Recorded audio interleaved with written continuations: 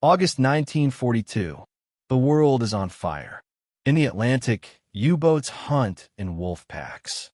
In the Pacific, the Japanese empire stretches from Alaska to the Solomon Islands. America is racing to build a fleet that can fight on two oceans. And sliding down the ways at Norfolk Naval Shipyard is a weapon unlike any other, the USS Alabama. She is a floating fortress, a city of steel, a home to 1,793 men. And she will sail into the heart of hell itself, from the frozen fjords of Norway to the volcanic shores of Iwo Jima. But here is the secret that made her a legend, the twist that no other battleship can claim. She earned the nickname the Lucky A, not because she avoided danger. She steamed straight into it, not because she was never hit. She was, but because when the guns fell silent and the smoke cleared, every single one of her crew came home. This is the story of a ship that refused to die, and I'm going to tell it to you in vivid, explosive detail. But first, if you love deep dive naval history, stories of engineering genius, and the men who sailed into the abyss, smash that subscribe button to BattleBits. Because we don't just skim the surface. We dive to the wreck. Let's begin. To understand Alabama, you have to go back to 1922. The Washington Naval Treaty. 5 major powers: the United States, Great Britain, Japan, France, and Italy. They agreed to stop the endless, bankrupting arms race of battleships. Tonnage limits. Gun caliber limits. A battleship could not exceed 35,000 tons. Guns could not exceed 16 inches. For 15 years, naval architects twisted themselves into knots trying to build treaty-compliant giants. The result? The North Carolina class. Good ships. But by 1936, the U.S. Navy's General Board knew they could do better. Admiral William H. Stanley, the Chief of Naval Operations, pushed for a new design. Not just an improvement, a revolution. And in March 1937, the architects went back to their drawing boards. The challenge was brutal. How do you pack the firepower of 9 16-inch guns, the protection of heavy armor, and the speed to keep up with aircraft carriers, all while staying under 35,000 tons? Some designers proposed sacrificing armor. Others said reduce speed. But the Navy wanted 27 knots. The answer was radical. Shorten the hull by 50 feet compared to the North Carolina class. A shorter ship is lighter, but it's also harder to make fast. So the engineers did something brilliant. They redesigned the internal layout of boilers and turbines. They staggered them, compressed them, used high-pressure, superheated steam. And then came the armor. Instead of vertical plates, they used an inclined armor system. The belt armor was sloped inward. That meant an incoming shell would hit at an angle, increasing the effective thickness without adding weight. Genius. And it improved underwater protection too, because the sloped belt acted as a torpedo defense. The result was the South Dakota class. For ships, South Dakota, BB-57, Indiana, BB-58, Massachusetts, BB-59, and finally, Alabama, BB-60. Displacement, 35,000 tons standard. Length, 680.8 feet. Beam, 108.2 feet. Draft, 36.2 feet. Speed, 27 knots. Crew, 1,793 officers and enlisted men. But the real teeth were the guns. 9 Mark 6 16-inch guns in 3 triple turrets. 2 forward, 1 aft. Each gun could fire a 2,700-pound armor-piercing shell, the so-called super heavy shell, out to 23 miles. That shell could punch through 20 inches of steel at 20,000 yards. Secondary battery, 25-inch/38 caliber dual-purpose guns. These are the workhorses. They could engage surface targets or fire at aircraft with a rate of 12 to 15 rounds per minute. And then anti-aircraft guns. Lots of them. Quad 40mm Bofors. Tvin nilikumenta oerlikon kaxikumenta cannons. As the war progressed, Alabama bristled like a porcupine. 2 aircraft catapults. 2 Kingfisher float planes for scouting and gunnery spotting. This was a ship designed to fight alone. But she would never fight alone. Her destiny was to protect the most valuable asset in the Pacific, the aircraft carrier. February 1st, 1940. Norfolk Naval Shipyard, Portsmouth, Virginia. Workers lay the keel of BB-60. The world is already at war. Germany invaded Poland 4 months earlier.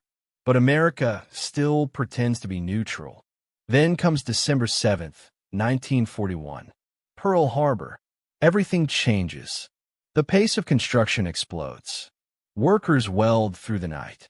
Searchlights illuminate the yard. By February 16th, 1942, Alabama is ready to launch. The sponsor? Henrietta Hill, wife of Alabama Senator J. Lister Hill. Champagne smashes against the bow. The ship slides sideways into the Elizabeth River.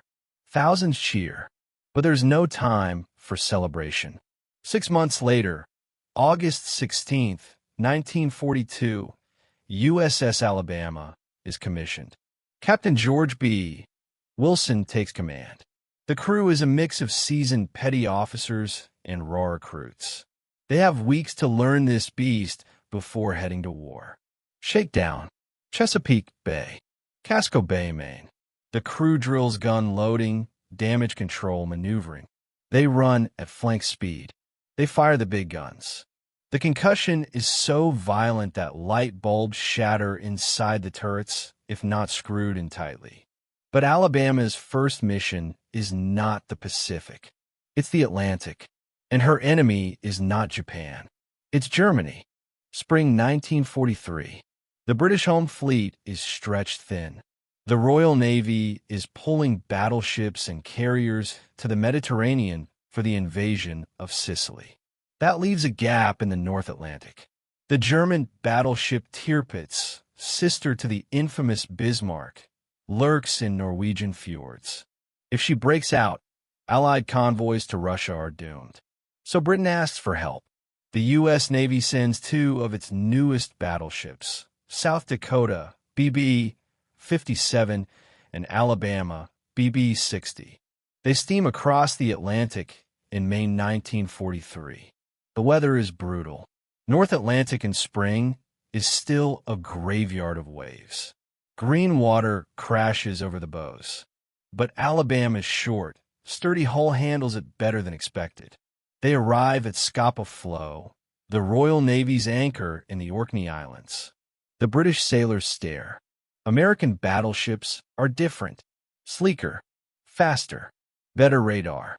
June 1943. Alabama's first combat operation, covering the landing of reinforcements on Spitsbergen, now Svalbard. No enemy contact. But then comes July, a plan to draw out Tirpitz. The British want to bait the German battleship into the open.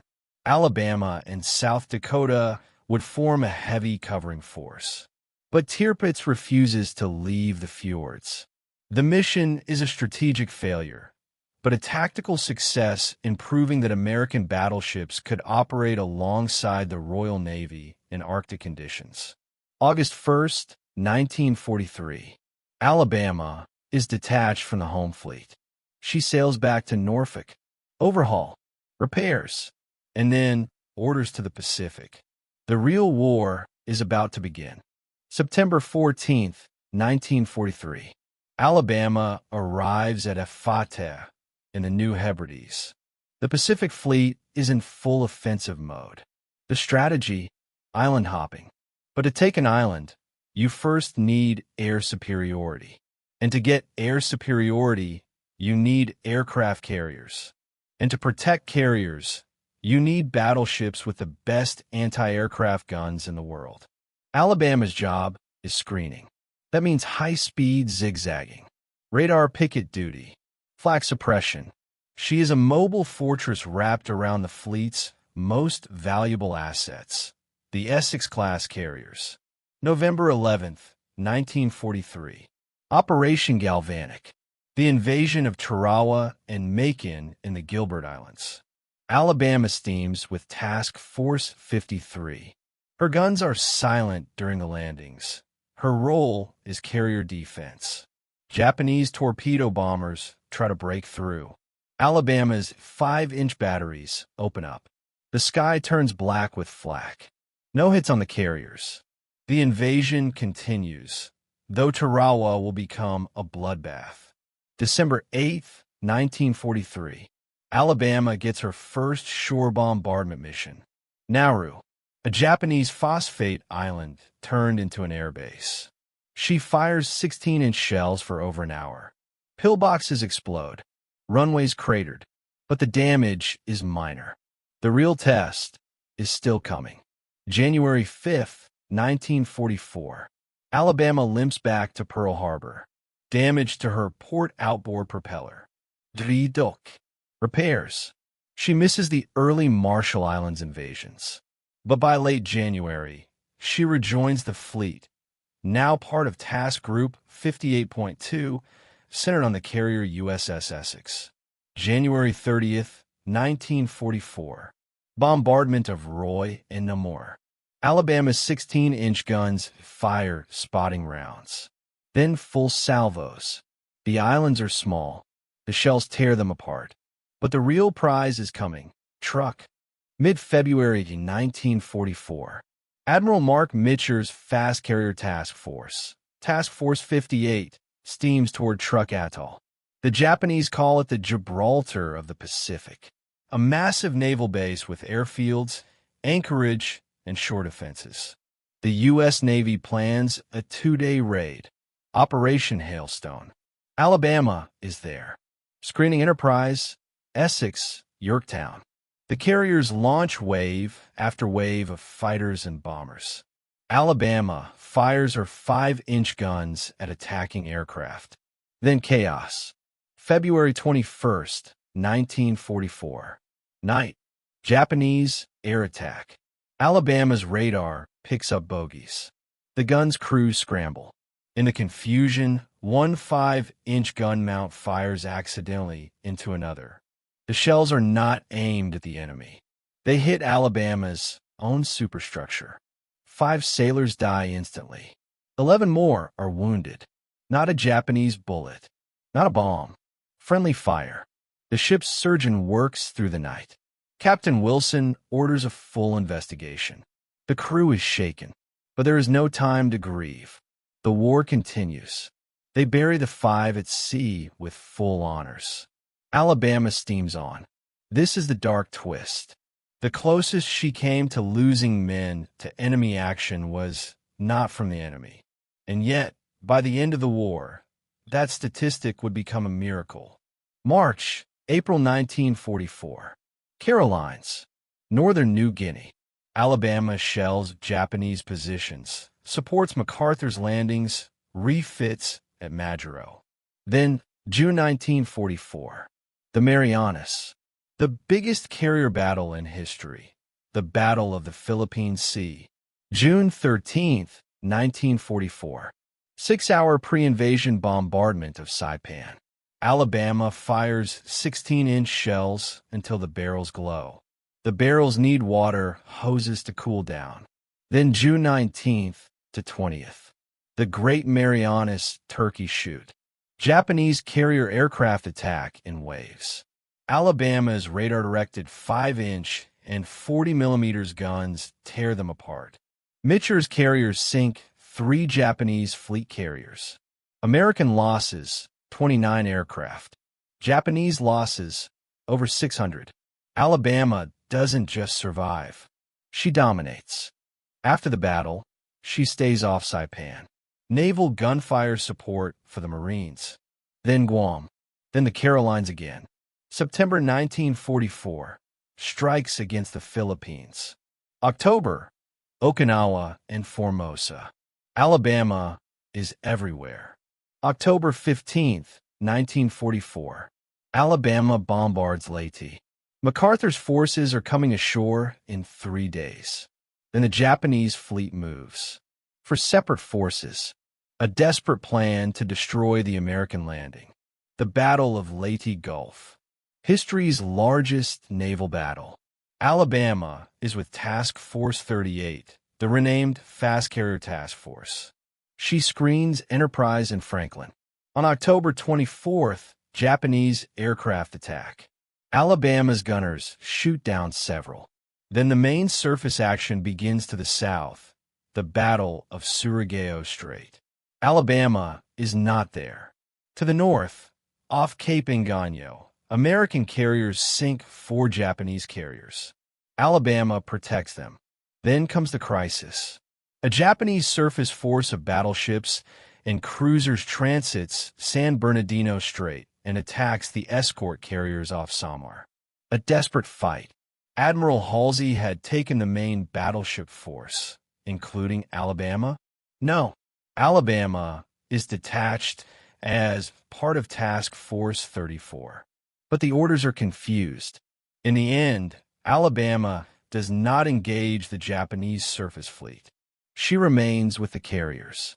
The battle ends in an American victory, but a bitterly debated one. For Alabama, it's another day of anti-aircraft duty. Her big guns never fire on another battleship. That was the fate of most fast battleships in World War II. They became carrier bodyguards. But that's not a failure. It's a transformation. The age of the battleship duels, Jutland, Surigao, was ending. The future was carriers and aircraft. Alabama adapted. She survived because she could shoot down planes better than almost any ship afloat. December 1944. The fleet is operating east of Luzon. The weather turns. Typhoon Cobra. Waves 70 feet high. Winds over 100 knots. 3 American destroyers sink. Hull, Spence, and Monaghan. Over 800 men lost. Alabama. She rides the waves like a maddened beast. Water floods the lower decks. Kingfisher float planes are ripped from their catapults. Both are damaged beyond repair. But the ship holds. The crew pumps water. They secure the hatches. They survive. January 1945. Alabama sails to Puget Sound Naval Shipyard for overhaul. Refit. New anti-aircraft guns. Radar upgrades. The crew gets leave. Then March 17th, 1945, back to war. April 28th, 1945. Alabama rejoins the fleet off Okinawa. The Battle of Okinawa is a nightmare. Kamikazes swarm. Over 1,900 suicide attacks. The U.S. Navy loses 34 ships damaged, 36 sunk. Alabama is on anti-aircraft picket duty. Her radar picks up bogeys at 50 miles. She fires barges. The 40mm Bofors crews never leave their stations. Sailors sleep next to the guns. Not a single kamikaze hits Alabama. Not one. June 4th to 5th, 1945. Another typhoon. Alabama rides it out again. Minutes after the storm clears, she shells Minami-Date-Shima. Then back to Leyte. July 1st, final campaign.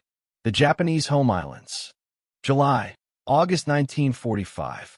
The Fast Carrier Task Force strikes Tokyo, Kure, Yokosuka, Hokkaido. Alabama steams inshore, sometimes only 5,000 yards from the coast, and bombard industrial targets, airfields, coastal defenses. She fires 16-inch shells at the very shores of the enemy. On August 15th, 1945, Emperor Hirohito announces surrender. The war is over. Alabama is anchored in Sagami-Wan, near Tokyo. The crew watches Japanese soldiers lay down their weapons. Not a single sailor lost to enemy action. The Lucky Yay. The nickname was earned not by luck alone. It was radar, training, gunnery discipline, damage control, and yes, the hand of Providence. But here's the final quiet twist. Alabama's greatest battle wasn't against Japan. It was against the scrapyard. After the war, Alabama ferries 700 sailors home in Operation Magic Carpet. San Francisco, October 15th, 1945. Public Tour. She sits in San Pedro for months. Then Puget Sound. Decommissioned. January 9th, 1947. Reserve Fleet. Stripped. Ignored. By 1962, she is struck from the Naval Vessel Registry. The Navy plans to sell her for scrap. The torch is coming, but the people of Alabama say no. A fundraising campaign. School children donate quarters. Veterans hold bake sales. Corporations pledge money. The goal, $1 million to tow her to Mobile Bay. They raise it. In 1964, the Navy transfers Alabama to the USS Alabama Battleship Commission. Tugs pull her from Puget Sound, around Cape Horn, through the Panama Canal, into the Gulf of Mexico. January 9th, 1965, exactly 18 years after decommissioning, USS Alabama opens as a museum ship at Battleship Memorial Park in Mobile, Alabama. On January 9th, 1986, she is declared a National Historic Landmark. Today, you can walk her decks, touch the 16-inch guns, stand in the turrets, see the mess decks where 1,793 men ate, slept, prayed, and fought. The ship that survived typhoons, kamikazes, 2 oceans, and the Navy's own cutting torch. And here's the final number. Of the 1,793 men who served aboard Alabama in World War II, combat, training, transit, all of it, exactly 0 died from enemy action. The lucky A. That's the story of USS Alabama. But we have many more ships to explore. More battles, more twists, more heroes you've never heard of. This is Battle Bits. If you want the next deep dive, the most unexpected naval battle you've never studied, subscribe now. Hit the bell, and we'll see you on the next one.